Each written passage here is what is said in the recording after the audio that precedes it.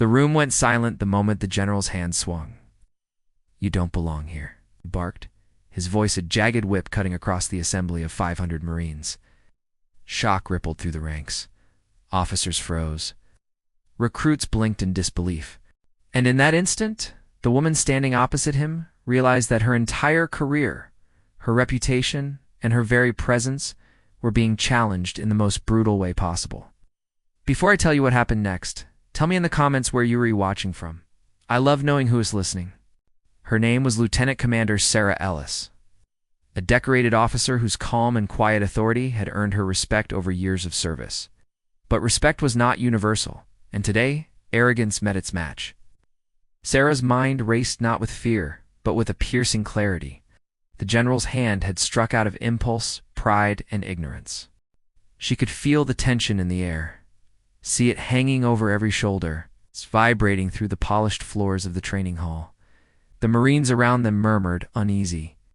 Some shifted in their seats as the sunlight slanted through the high windows, catching dust particles and golden beams that made the scene almost surreal, as if time itself had slowed.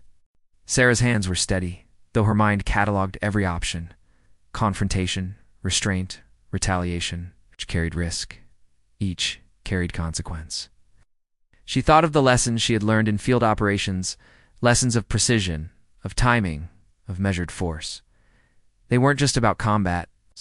They were about survival, respect, and authority. Her inner voice reminded her, power is not always shown in aggression, but in the control of it. The general sneered, stepping closer, eyes narrowing. The crowd of Marines seemed to shrink around them, all breathing collectively held, waiting. "I said you don't belong." He spat again, attempting to intimidate. Sarah felt a wave of anger, yes, but also of clarity. She could confront him verbally. She could report him. Or she could take decisive action, the kind that commands respect without a single word wasted. And in her heart she knew the time for words was over. With a controlled, fluid motion, she struck. Not wildly, not in anger, but precise.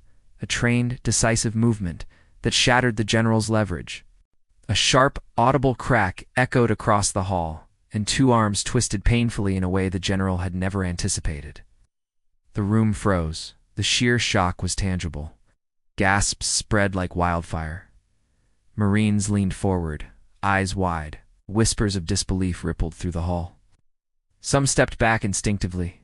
Others clenched their fists, unable to process the audacity they had just witnessed. Sarah stood firm, her expression calm but unwavering. Every breath she took radiated authority, every movement deliberate. The general collapsed to his knees, stunned, pain radiating from his broken arms. The chaos of the moment shocked faces, murmurs, uneven breathing was sharp, almost cinematic in its intensity.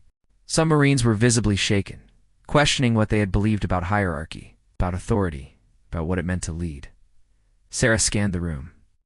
Her eyes softened, landing on the younger officers and recruits. They were watching closely, absorbing the lesson she had just imparted.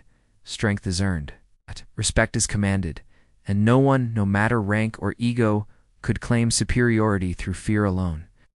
A few moments later, medical personnel rushed forward, but Sarah remained steady. The hall was quiet now, still with anticipation. Some stood rigid, unsure whether to applaud or step back. Some whispered prayers or exhaled shakily. The weight of moral and ethical tension lingered. Had she gone too far? Or had she enforced justice where words failed? She approached the general, voice calm, precise, almost gentle. Authority is not claimed through intimidation. It is proven through leadership, restraint, and respect. Remember that.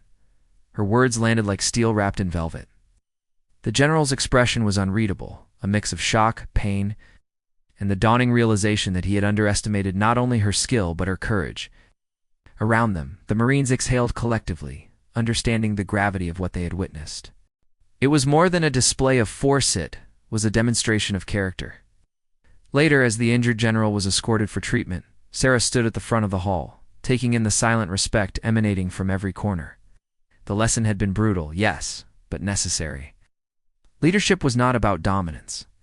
It was about presence, courage, and the unwavering commitment to Principle 11 in the face of opposition. Because true authority does not shout at commands through conviction.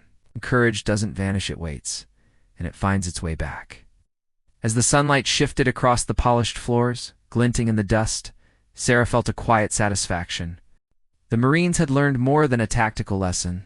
That days they had witnessed integrity, strength, and the power of standing firm against arrogance. If this story stayed with you, reminding you that courage often comes silently and decisively, share your thoughts in the comments and subscribe to Whispered Words. More stories like this await, tales where honor, strength, and humanity collide in unforgettable ways.